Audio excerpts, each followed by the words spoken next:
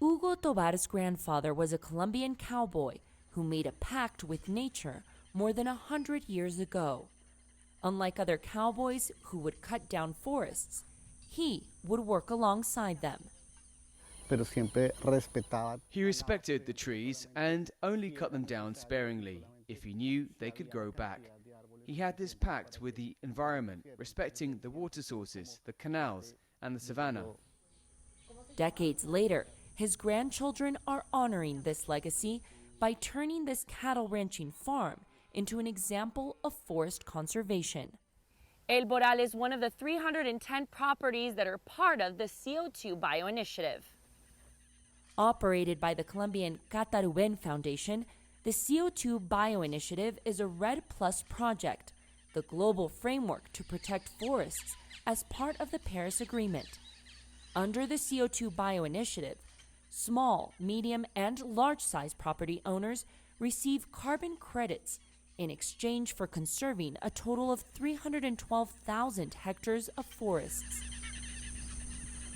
The conservation efforts are verified by experts who visit the properties and measure the amount of carbon sequestration. We were surprised to find that 20% of this property is forest because you see it in large parts of the property, but I hadn't really understood its magnitude. El Boral is located in the Orinoco region, which is known as Colombia's last agricultural frontier. Large-scale rice and soy farms, African palm, and livestock are growing.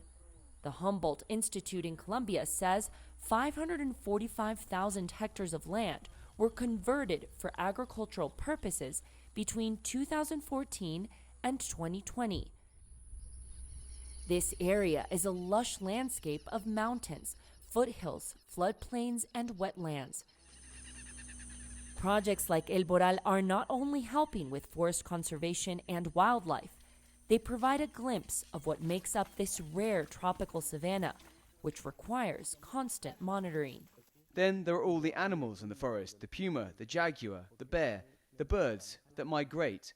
That is why the COP16 in Cali is so important for us. We are talking about biodiversity, understanding all the species that we have and how to maintain them. A place like El Boral becomes interesting for investigation.